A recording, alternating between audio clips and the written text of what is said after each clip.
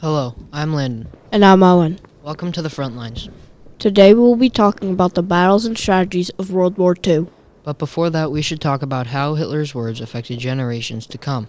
Today there is prejudice against many religions and races. Hitler and his words gave voice to people who wanted to get rid of different races of people.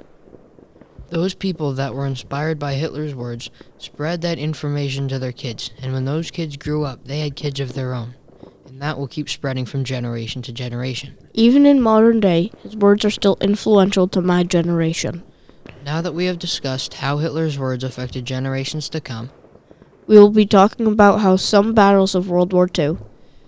First, we will be talking about the Battle of D-Day.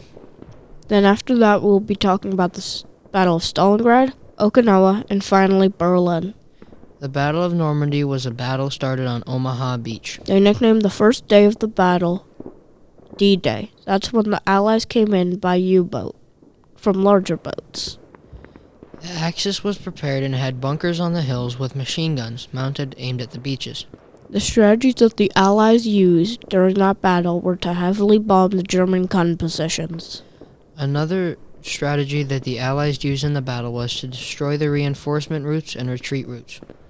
Over the several-day battle, the Axis lost roughly 30,000 troops, and more than 250,000 troops were eventually wounded and or lost. But 70% of the lost were eventually found.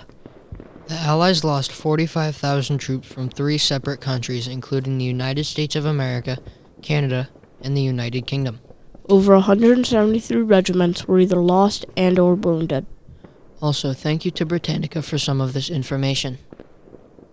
This battle greatly affected how the Allies liberated France. Now we will be talking about the huge battle between the Germans and the Soviets. This battle in total included several 100,000 Germans to begin with. The Soviet Union has over 1,000 regiments stationed at Stalingrad. The Germans did not expect this, however, because the town had a small number of residents.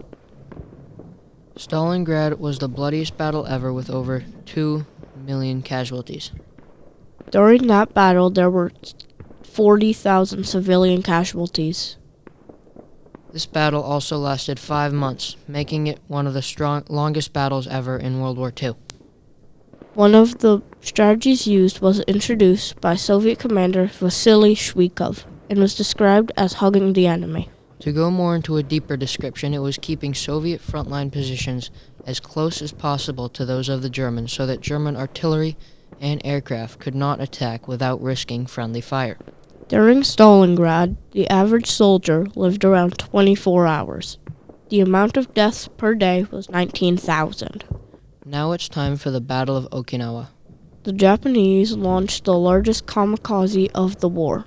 Japanese planes rammed into Allied ships, sinking 26 and severely damaging 168.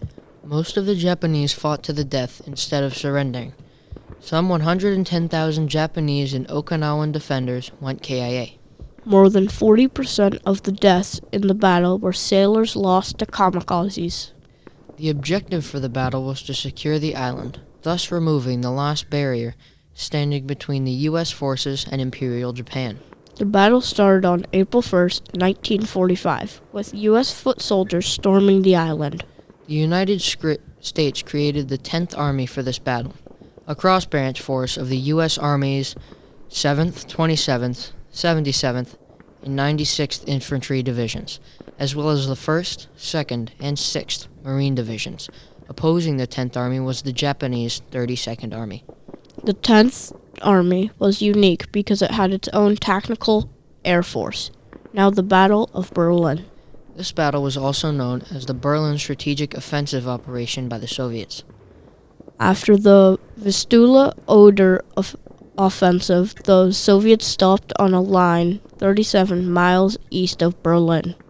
On March 9th, Germany established its defense plan, Operation Clausewitz, made by General Gotthard Henrici.